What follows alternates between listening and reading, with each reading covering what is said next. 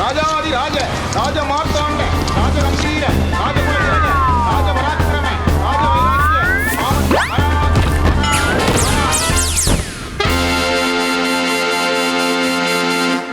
வணக்கம், வந்தனம், நமஸ்தே, நமஸ்கார், நமஸ்தே. நான் உங்க எழில். இது நியூஸ் 18 தர்பார்.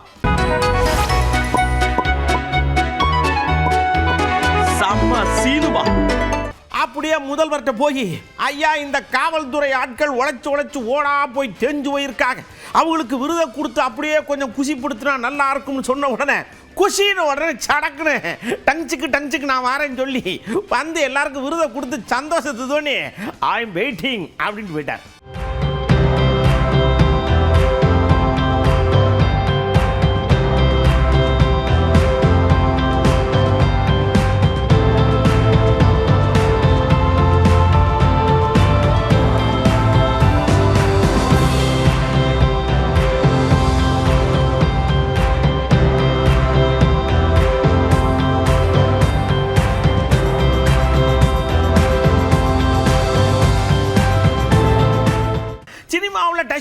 டிஷும் கட் அப்படின்னு சொல்லுவாங்க.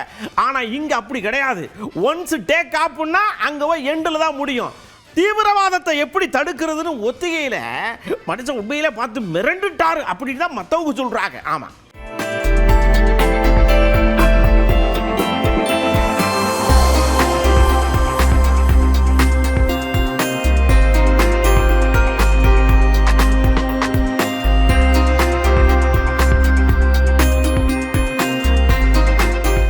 அப்படியே வளர்ப்பு நாய்கள்லாம் நம்மளை கொஞ்சம் இது பண்ணோம். ஆனால் ட்ரெயின்டு நாய்கள் இருக்கு இல்லையா, அதுவும் இந்த போலீஸ் ட்ரெயின்டு நாய்கள் போய் துப்பாக்கி எடுத்து கொடுக்கறது, வெடிகுண்டு எடுத்து வாயில் கவி கொண்டு வந்து வைக்கிறது, சல்யூட் அடிக்கிறது, பம்முறது, பாயுறது, மனுஷன் அப்படியே ரசித்து தன்னை மறந்து சிரிக்காரியா. தெய்வீக சிரிப்பு.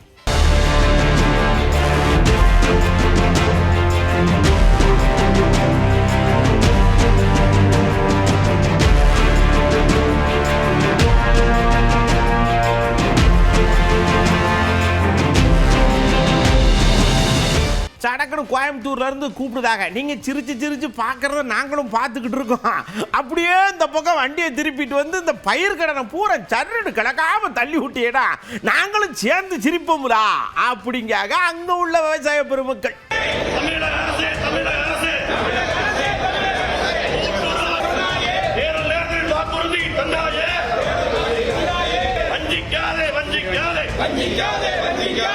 வருகிற ஆகஸ்ட் மாதம் 6ஆம் தேதி நடைபெறக்கூடிய தமிழ்நாடு அரசின் பட்ஜெட், விவசாய பட்ஜெட் கூட்டத்தில் முழுமையாக கடன் தள்ளுபடி செய்யப்படும் என்ற அறிவிப்பை நாங்கள் பலத்த எதிர்பார்ப்போடு நம்புகிறோம்.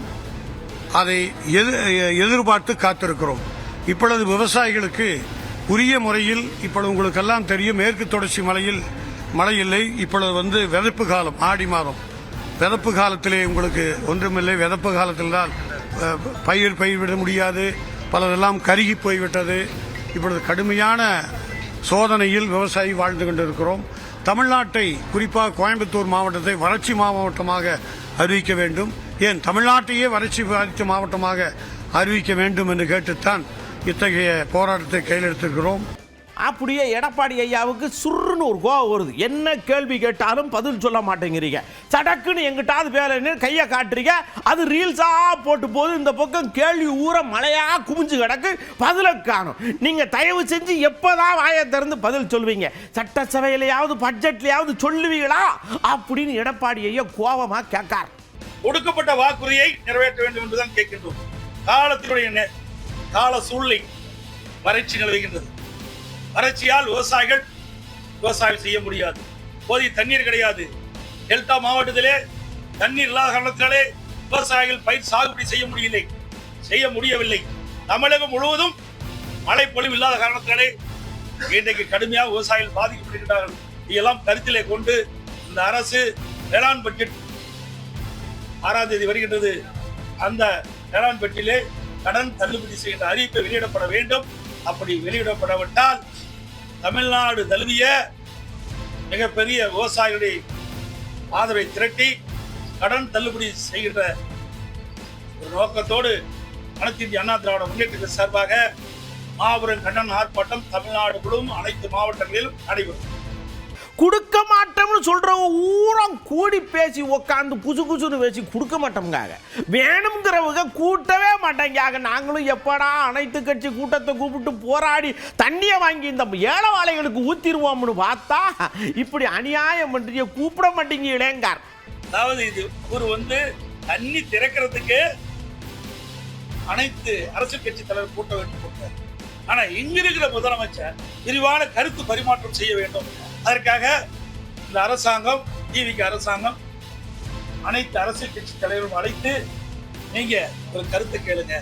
அதோட தமிழ்நாட்டுக்கின்ற டெல்டா மாவட்டத்தில் இருக்கின்ற முக்கிய அரசியல் கட்சி விவசாய சங்க தலைவர்களையும் அழைத்து கருத்தை கேட்டு சட்ட வளரோடு கலந்து ஆலோசித்து ஒரு நல்ல முடிவை எடுக்க வேண்டும் தான் நாம் வற்புறுத்தோம். ஆனா இது எதையுமே அவர்கள் எடுத்துக்கொள்ளவே இல்லையே. ஆமா, அதாவது நாங்களும் எங்க ஊர்ல எல்லா வேலையும் பார்ப்போம்லன்னு சொல்லி எடியூரப்பா என்ன பண்ணாரு தெரியுமா, இருக்கிற கட்சிக்காரெல்லாம் கூட்டு போய் அணை பக்கத்துல நின்று கொடுக்க மாட்டோம் தண்ணியும் கொடுக்க மாட்டோம் ஒன்னையும் கொடுக்க மாட்டோம் அணையை கட்டியே தீர்வோம்னு அவர் வாட்டுக்கு கத்திக்கிட்டே இருக்காரு.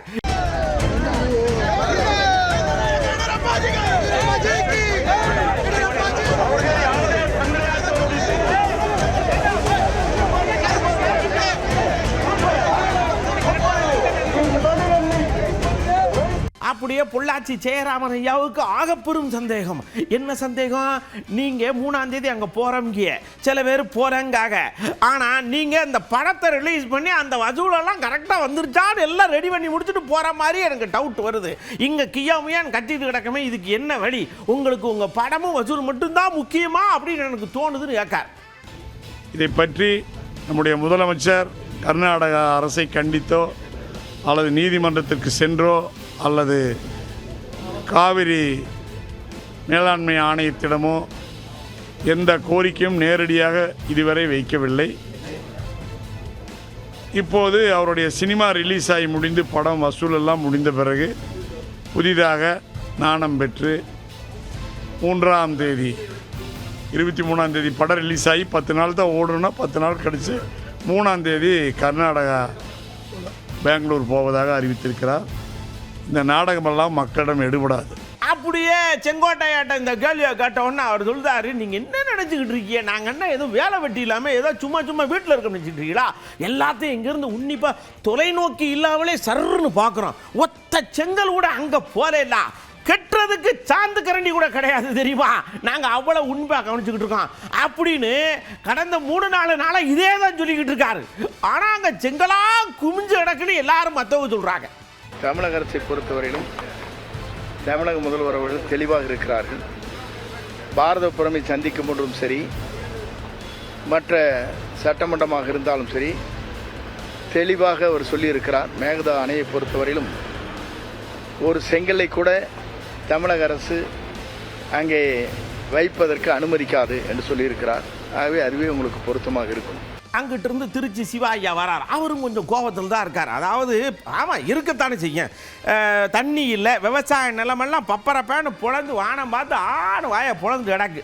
பிரதமரோ இங்கே இருக்கிற முதல்வரோ ஆறுதல் சொல்லி தண்ணியை கிண்ணியை வாங்கி கொடுக்கணும். நாங்கள் போனோம்னா என்னையா செய்ய ஒருத்தர் சொன்னா இப்படி தான் நாங்கள் பேச வேண்டியிருக்கு. நாங்கள் ஆட்சியில் இல்லை, ஆட்சியில் இருக்கவங்க ஏதாவது செய்யணும்ல, இப்படி பண்ணினா எல்லாரோடைய கண்ணீரும் உங்களை சும்மா விடாதுங்க. உரம் விடுகிற போதோ அல்லது பூச்சி மருந்து அடிக்கிற போதோ பயிருக்கு அடிப்படை தேவை என்பது நீர். அது காவிரியிலும் வருவதில்லை, நிலத்தடியிலும் எடுக்க முடியவில்லை. மின்சாரம் இல்லாத காரணத்தால் தவிக்கிறார்கள் தமிழ்நாட்டு விவசாயிகள். ஆக குறிப்பாக தமிழ்நாட்டு விவசாயிகளுக்கு, தமிழ்நாட்டில் இருக்கிற மக்களுக்கு காவிரி நதி நீரில் இருக்கக்கூடிய நியாயமான உரிமையை பெற்றுத்தர வேண்டிய கடமை ஒன்றிய அரசுக்கு இருக்கின்றது. கர்நாடக அரசு தொடர்ந்து நடுவர் மன்றத்தினுடைய தீர்ப்பையோ உச்சநீதிமன்றத்தினுடைய தீர்ப்பையோ மதிப்பதில்லை. அவர்கள் மீது இந்த அரசாங்கம் நியாயத்தின் அடிப்படையில் இதை அணுக வேண்டும். எல்லா மாநிலங்களையும் ஒன்றாக கருத வேண்டிய பார்வை ஒரு ஒன்றிய அரசுக்கு இருக்க வேண்டும். ஆனால் அங்கே ஆள்வது பாரதிய ஜனதாவோ காங்கிரஸோ யாராக இருந்தாலும் எப்பொழுதுமே தமிழ்நாட்டை வஞ்சிப்பதில் மட்டும் ஒற்றுமையாக இருக்கிறார்கள். நாங்கள் எதிர்க்கட்சியாக இருந்தாலும் போராடி கொண்டிருக்கிறோம். நிச்சயமாக தமிழ்நாடு உரிமைகளை மீட்போம். அடுத்து இங்கிருந்து காங்கிரஸ்ல இருந்து ஒரு ஐயா அன்புமணி ஐயா பார்த்து சர்ன்னு கேட்காரு, எப்ப பார்த்தாலும் காங்கிரஸையும் ராகுல் காந்தியும் போட்டு இழுத்துக்கிட்டே இருக்கீங்களே, என்ன விஷயம் உங்களுக்கு ஒன்று தெரியுமா? கண்டிப்பா தெரிஞ்சிருக்கும்.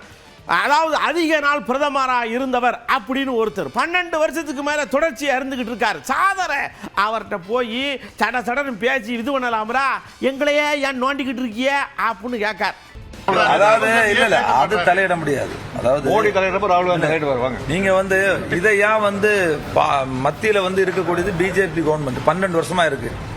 அவங்கள்ட்ட தானே நீங்க இந்த கேள்வியை கேட்கணும். எங்களை பொறுத்தவரையில தமிழ்நாடு காங்கிரஸ் கமிட்டி தமிழ்நாடு மக்களுக்கான நிலைப்பாடு எடுத்திருக்கு. அதுல நாங்க உறுதியா இருக்கு. அப்படியே நம்ம நீர்வளத்துறை அமைச்சர் நம்ம ஐயா ஆனந்த் ஐயா அப்படி கூப்பிட்டு நிற்கார். அப்படி நின்ன உடனே ஒரு நிகழ்ச்சிக்கு வந்திருப்பார். உங்களுக்கு ரிப்பனை வெட்டி திறந்து வைக்கலான்னு வெட்டியிருக்கார். ஐயா எங்க ஊர்ல அது இல்லை, எங்க ஊர்ல இது இல்லை, ஒரே சத்தக்காடு. கலெக்டர் நான் மனுவை எழுதி கொடுத்து சடக்குன ஒரே முடிச்சு விட்டுருங்க ஐயா. ஏயா நான் இடத்துக்கு வந்தால் நீங்கள் எதுக்கு இது பண்ணிட்டு இருக்கீங்க, இதுக்கு சம்மந்தம் இல்லை அப்படிங்கிற மாதிரி மனுஷன் பொறிஞ்சு தள்ளுறார். ஆனால் பூவா பேசுறார். அவ்வளோதான் வித்தியாசம். கமலாசன் பண்ணிட்டு புதுசா கட்டித்தரணும்னு கோரிக்கை வைக்கிறேன். ஆனா நீங்க எது உங்களுக்கு தேவையோ அந்த கல்யாண மண்டபம் இந்த மாதிரியான விஷயங்கள் ரோடு வசதி எல்லாம் இல்லைன்னு சொல்றீங்க. ஏன் இவ்வளவு காலமா ரோடு வசதி இல்லாமத்துக்கு நீங்க எதுவுமாவது மனுவெல்லாம் கொடுத்துருக்கிறீங்களா? கலெக்டரை பார்த்து சந்திச்சு சொல்லி இருக்கிறீங்களா? அடிக்கடி பார்த்து சந்திச்சிருக்கோம். ரைட்டு. அது அந்த காலம். இப்போ நீங்க உடனடியாக ரோடு வசதிக்கு எந்த இடத்துல ரோடு வசதி தேவை, அந்த கல்யாண மண்டபத்தை எங்க நீங்க டெமாலிஷ் பண்ணணும்ன்றதெல்லாம் சொல்றது நீங்க கலெக்டர் கிட்ட உடனடியாக மனு கொடுங்க. அதற்கு உடனடியாக தீர்வு காணப்படும் என்பதை தெரிவிச்சு நன்றினா. அப்படியே நம்ம திமுக தலைவர் மு.க. ஸ்டாலின் ஐயா இப்ப சமீப காலமா எங்க வீட்டுல கரண்ட் பில் ஏறி போச்சு, எங்க வீட்டுல ஏகத்துக்கு வந்துருச்சு, எனக்கு 10,000 வந்துருச்சு, எனக்கு 12,000 வந்துருச்சு, அப்படி இப்படி தன்னால புலம்புறாங்கல்ல. இது சம்பந்தமான தரவுகள் எல்லாம் எடுத்து குழப்பி வச்சு இங்க வாருங்கன்னு சொல்லி ஒரு அறிக்கை விட்டார். பாருங்க.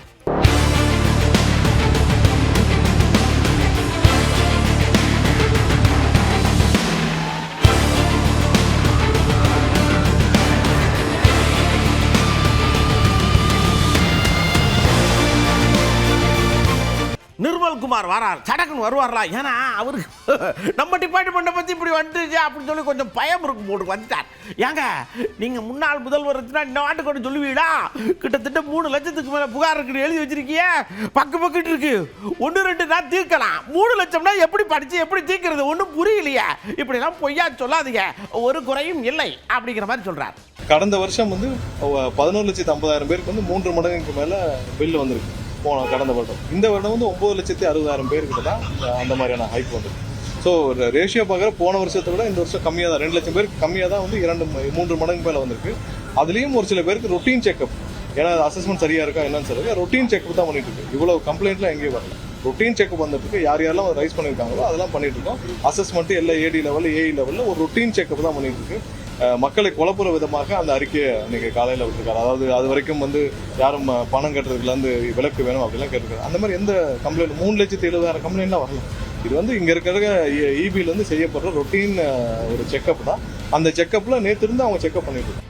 அப்படியே செய்தியாளர்கள் இங்கே வாங்க, நீங்கள் என்னத்துக்கு போல இது ஒன்றிய நீங்கள் கொடுத்த டேட்டாவை வச்சு சிஎம்டிஏ டேட்டாவை வச்சு தான் முன்னாள் முதல்வர் ஒரு விஷயத்தை சொல்கிறார்.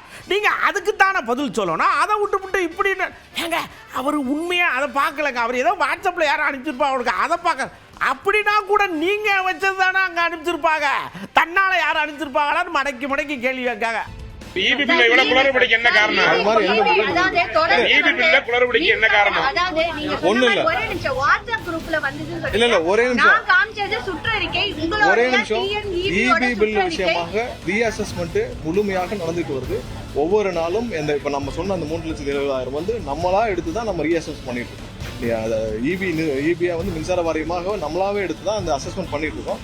விரைவாக இது முடிஞ்ச பிறகு ஒவ்வொரு நாளும் எவ்வளவு தூரம் அவர் சொன்ன விஷயம் இல்ல, அவர் சொன்ன விஷயம் இருங்க, நான் சொல்றேன், நான் இதை முடிச்சுக்கலாம். அதாவது என்னன்னா இவர் எதிர்கட்சி தலைவர் திரு ஸ்டாலின் அவர்கள் சொன்னது என்னன்னா 3,70,000 கம்ப்ளைண்ட் வந்திருக்காங்க. அவ்வளவு கம்ப்ளைண்ட் வரல, நம்மளால தான் அசஸ்மெண்ட் பண்ணிட்டு இருக்கோம். அப்படியே நிர்மல்குமார் ஐயா அடுத்த ஒரு விஷயத்தை எப்படி இதை தப்பிக்கலாம்ன்ற மாதிரி இங்கே பாருங்க. இதுக்கு முன்னாடி 3 லட்சம் அப்படி இப்படி நாங்கள் அதெல்லாம் அந்த ஆட்சியோட சேர்ந்த ஒரு நீட்சி. இப்போ எங்கள் ஆட்சியில் நல்ல ஆட்சி நடக்குது, ஊழல் இல்லை, லஞ்சம் இல்லை, லாவணியம் இல்லை, இப்போ நான் சொன்னது புரிஞ்சுதா அப்படின்னாங்கல்ல. செய்தியாளர் சடக்குன்னு ஒன்றும் புரியல, ஃபர்ஸ்ட்லேருந்து வாங்கன்ட்டாங்க. அங்கே போய் ரீஅசஸ்மெண்ட் பண்ணுறதுல அங்கேயே போய் ரீஅசஸ்மெண்ட் பண்ணி என்ட்ரி பண்ணி முடிக்க போகிறோம். இவ்வளோ தான் இதில் வேறு ஏதாவது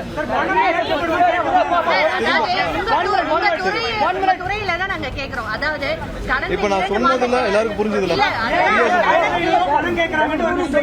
சரி ஓகே.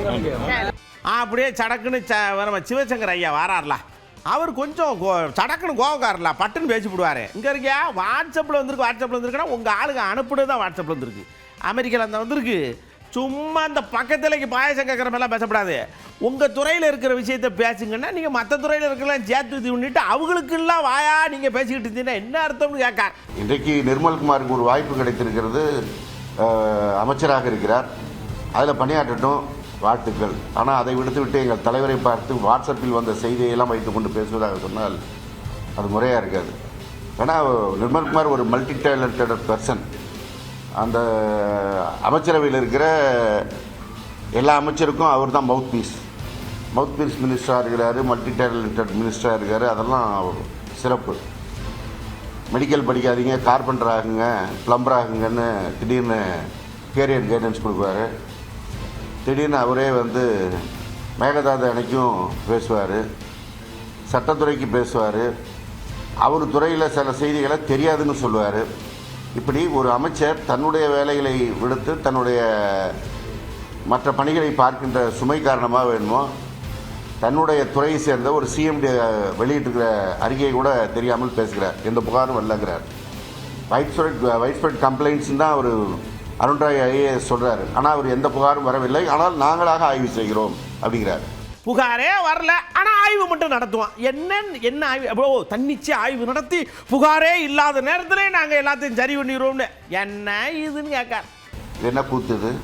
கம்ப்ளைண்ட்டாக வராதான், இவங்களே பில்லை போடுவாங்களாம், இவங்களே கம்ப்ளைண்ட் வராமல் அதை விசாரிப்பாங்களாம். இந்த சினிமாவில் சொன்ன மாதிரி இவங்களே கொண்டு வைப்பாங்களாம், இவங்களே எடுப்பாங்களாங்கிற கதையாக ஒரு அளவில்லாமல் போய் கொண்டிருக்கிறார் நிர்மல்குமார் அவர்கள். முதல்ல வந்து அவருக்கு நான் வைக்கின்ற வேண்டுகோள், மின்துறை என்பது ஒரு மிகப்பெரிய துறை. அந்த துறையில் வந்து என்னென்ன டிவிஷன்ஸ் இருக்குது, அதெல்லாம் எப்படி இயங்குது, அதில் இருக்கிற பிரச்சனைகள் என்ன, இதெல்லாம் வந்து ஒரு மாதம் 2 மாதம் அவர் எடுத்துக்கிட்டு ஆய்வு செய்து கொண்டு பிறகு இந்த பேட்டி கொடுக்கலாம் வரணுங்கிறது தான் என்னுடைய வேண்டுகோள். அப்படியே அருண்ராஜையா வாரார். என்னத்துக்கு? எல்லாம் திமுக தான் காரணம் அப்படி தான் சொல்கிறார். என்னென்னா பார்ட்டி ஃபண்டுன்னு வாங்கி அவங்கள்ட்ட வச்சுக்கிட்டாங்க, எங்கள்கிட்ட கொடுக்கறதுக்கு இல்லை அப்படின்னு பல பேர் கோச்சிக்கிட்டு போயிட்டாங்க. இப்போ நாங்கள் அவங்களெல்லாம் போய் கூட்டிகிட்டு வரணும்னா எப்படி பண்ணுறது? ஸோ இந்த திமுக தான் இந்த நிலைமைக்கு காரணம், எங்களுக்கு ஒன்றும் தெரியாது அப்படிங்கார். எது நடந்தாலும் பார்ட்டி ஃபண்டு தான். மக்கள் போராட்டங்கள்னால முதலீடுகள் பக்கத்து மாநிலத்துக்கு போல பார்ட்டி ஃபண்டுனால தான், அந்த ஈஸ் ஆஃப் டூயிங் பிஸ்னஸ்னால தான் இங்கே முதலீடுலாம் வராமல் இருந்தது. இப்போ நீங்களே பார்த்துருப்பீங்க, இந்த 2 மாதம் ஆட்சியிலே பார்த்துருப்பீங்க, ஒரு நேர்மையான வெளிப்படையான ஒரு நிர்வாகம் நடக்கிறதுனால முதலீடுகள் தானாக வந்துட்டுருக்கு. அந்த ட்ரெண்டு மாறப்போகுது. கண்டிப்பாக தமிழ்நாடு ஒரு தலை சிறந்த ஒரு முதலீடு ஒரு பெரும் மாநிலமாக உருப்பெறும். இந்த பாருங்க, நாங்கள் வந்து செவனேன்னு கிடக்கிறத தூக்கி எடுத்துருந்தாங்க நீங்கள் வச்சுக்கோங்கலாம் கொண்டே மருத்துவ இடத்தெல்லாம் கொண்டே கொடுக்கல. புள்ளக்கடலாம் நல்லா படிச்சுக்கிட்டு தான் இருக்குது, நல்லா தான் செஞ்சுக்கிட்டு இருக்குது. நாங்கள்லாம் கண்ணு கருத்து பார்த்தா இருக்கோம். எங்கள் இடத்த கேட்காகன்றாங்க, நாங்கள் கோர்ட்டுக்கு போயிருக்கிறோம், அப்படிலாம் கொடுத்துட மாட்டோம். ஆமாம், இதுக்கெல்லாம் காரணம் திமுக தாங்க. 2024 119 இடங்களும், 2025 145 இடங்களும், சூப்பர் ஸ்பெஷாலிட்டி இடங்களும் நம்மளால் ஃபில் பண்ண முடியாமல் ஒன்றிய தொகுப்புக்கு எந்தவித நிபந்தனையும் இன்றி நம்ம சரண்டர் பண்ணிட்டோம். அது ஏன் ஃபில் பண்ண முடியலன்னா, இங்கே டாக்டர்ஸ் இருக்காங்க, பயிற்சி சர்வீஸ் டாக்டர்ஸ் இருந்தும் அங்கே கட் ஆஃப் மதிப்பெண் அதிகமாக இருந்ததுனால சில டாக்டர்ஸ் விண்ணப்பித்தும் அவங்களால அட்மிஷன் கிடைக்கல. அதனால் நம்ம சரண்டர் பண்ணிட்டோம். இங்கே டாக்டர்ஸ்லாம் என்ன கோரிக்கை வச்சாங்கன்னா, இங்கேயே கட் ஆஃபை குறைச்சி வச்சா நம்மளும் அட்மிஷன் எங்களுக்கும் சீட் கிடைக்கும் அப்படிங்கிற மாதிரி கோரிக்கை வச்சாங்க. ஆனால் அது கட் ஆஃப் குறைக்கிறது டிஜிஹெச்எஸ், ஏன்னா அந்த சூப்பர் ஸ்பெஷாலிட்டி கவுன்சிலிங்லாம் அவங்க தான் நடத்துகிறாங்க, அவங்க அனுமதிக்கல. ஆனால் என்னாச்சு, நாம் ஒன்றிய தொகுப்புக்கு வழங்கிய பிறகு அங்கேயும் ஃபில் பண்ணாமல் அங்கே கட் ஆஃபை குறைச்சி அவங்க ஒன்றிய தொகுப்பின் வாயிலாக அவங்க அட்மிஷன்ஸ்லாம் பண்ணிட்டாங்க. அதை எதிர்த்து தான் நம்ம இந்த முறை நம்ம என்ன பண்ணோம், கண்டிப்பாக இந்த மாதிரி நம்ம சரண்டர் பண்ண முடியாது அப்படின்னு சொல்லி சுப்ரீம் கோர்ட் ஆர்டர் போட்ட பிறகும் நம்ம சரண்டர் பண்ணாமல் இருந்தோம்.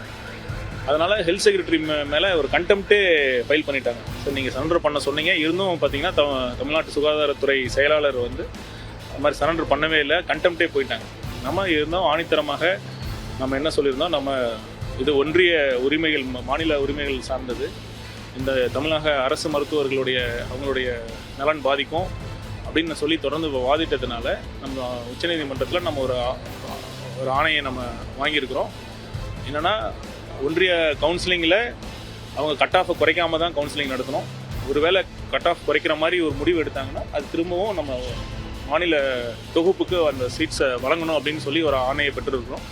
அப்படியே அண்ணன் திரும்ப அண்ணன் வரார், எல்லா விஷயங்களும் நல்லா போய்கிட்டு இருக்குது, அப்படி இப்படின்னு எல்லாம் சொல்லிக்கிட்டே கொண்டு போறீங்க. ஆனால் போராட்டம் பண்ண போனால் போலீஸை போட்டு சடன்னு கதவடைச்சிருந்தீங்க. 4 பேர் 4 விதமாக பேசுவாங்களா இல்லையா அப்படின்னு நம்ம திராவிடர் கழக சைக்கிள் பேரணிக்கு தடை போட்டாங்கல்ல, அதை அப்படி லைட்டை இழுத்து விடுறார். கொள்கை அடிப்படையில் சில கட்சிகளோடு கொள்கை சார்ந்த விமர்சனங்களை முன்வைக்கிற ஒரு இயக்கம். இந்த நிலையில் நீட் தேர்வுக்கு எதிராகவும் முன்னேறிய வகுப்பினருக்கான இடஒதுக்கீட்டு எதிராகவும் திராவிடர் கழகத்தின் இளைஞரணி, மாணவரணி, மகளிர் அணியை சார்ந்தவர்கள் இருசக்கர வாகன பரப்புரையை மேற்கொள்வதற்கு காவல்துறை தலைமை இயக்குனரின் அனுமதியை பெறுவதற்கான விண்ணப்பத்தை செய்தனர். ஆனால் திடுமென கடைசி நேரத்தில் அனுமதி மறுக்கப்பட்டிருக்கிறது. முதலமைச்சர் இதில் உடனே தலையிட வேண்டும், அந்த பரப்புரைக்கு அனுமதி வழங்க வேண்டும். அனுமதி மறுத்தது ஏற்புடையது மட்டுமல்ல, ஏற்புடையதல்ல, ஜனநாயக விரோத நடவடிக்கை என்பதையும் விடுதலை சிறுத்தைகள் கட்சி சுட்டிக்காட்ட விரும்புகிறது. அடுத்த தர்பாரில் ஏகப்பட்ட விஷயத்தோட நான் உங்களை சந்திக்கிறேன். அதுவரை உங்களிடமிருந்து அன்போடு விடைபெற்றுக் கொள்வதற்கு முன்னாடி ஒரு முக்கியமான விஷயத்தை சொல்ல மறந்துட்டேன், சொல்லிடுறேன். இந்த ஹெட்ஃபோனை போட்டுக்கிட்டு தயவு செஞ்சு இந்த ரோட்டை கிராஸ் பண்ணுறது, ட்ராக்கை கிராஸ் பண்ணுறதெல்லாம் பண்ணாதீங்க. 2 பேர் அட் அ டைமில், ஒருத்தர் குரம்பேட்டை, ஒருத்தர் திரிசூலம், ரயிலில் இதாகி இறந்துட்டாங்க. இந்த ஹெட்ஃபோனை தயவு செஞ்சு கலட்டிடுங்க, வீட்டில் உட்காந்து கேளுங்க, மற்ற நேரம் மற்ற சூழலை காதில் வாங்குங்க, சரிங்களா? ஓகே, உங்களிடமிருந்து அன்போடு விடைபெற்றுக் கொள்வது உங்கள் அன்பு நண்பன் எழில். வணக்கம் மக்களே.